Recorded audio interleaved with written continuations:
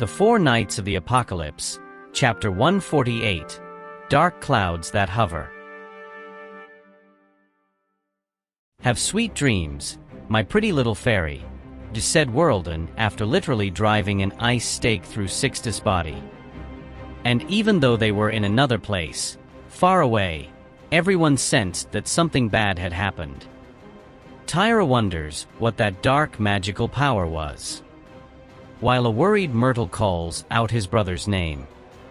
And to the dismay of his siblings and his mother, Sixtus' magical power was fading fast, making even King wonder if it was really Sixtus. However, this distraction was the opportunity Kilbegan had been waiting for, and the lizard man advanced towards King while his guard was down. But Kilbegan was wrong, and his body was cut open by the Chastifol. Believing that the king of the fairies wouldn't realize his intentions was his greatest sin. However, the king is merciful and advises Kilbegan to use his wisdom and retreat so as not to die. However, even in that situation, Kilbegan smiles as he says, "I managed to get close to you, so I did a good job." And without understanding the meaning of those words, King asks. And then, Kilbegan reveals, it was all for this moment. "Now receive my blood curse." After saying this, Kilbegan begins to spurt an absurd amount of blood from his body, which spreads in the air and also reaches King's body, which becomes very dirty with blood. And at the same time wondering if that sorcerer had taken his own life. But as he falls into the abyss of death, Kilbegan reveals that that was his real goal. And he goes on to say, "Although I may be a monstrosity, to my creator, Whirlden, I have succeeded magnificently in the mission we were given. A powerful enemy has been neutralized. In exchange for my life, my soul, King of the Fairies, I will seal your magical power."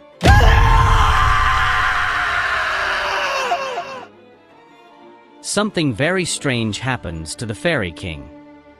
And at that very moment, Diane was already very close, and she despaired at seeing King in that situation. The sin of envy rushes to catch up with her beloved. And very carefully, Diane cradles King in one of her hands,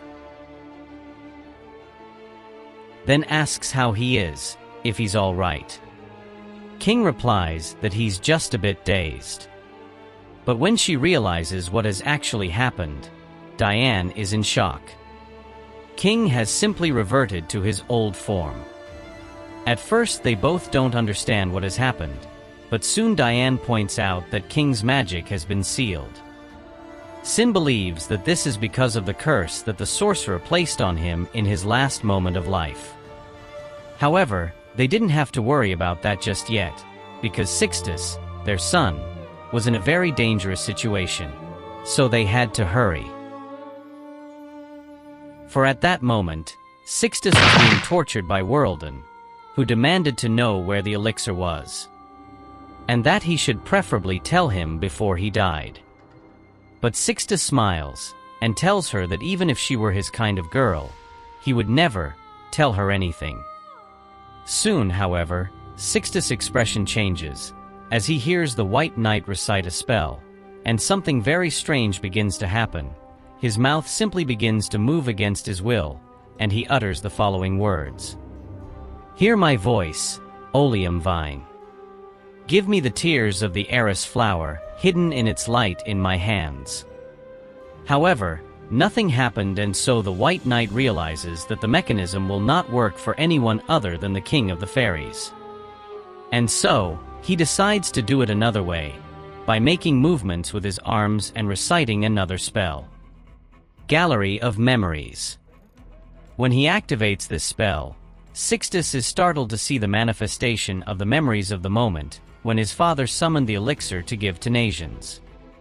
In other words, through the spell, the White Knight was reliving the memories of that place in order to find the elixir. And when it comes to the moment when King has finished summoning the elixir, the White Knight recites a complement to the spell, so that the memory goes back a few seconds. To the exact moment when King invokes the elixir, Listen to my voice, oleum vine.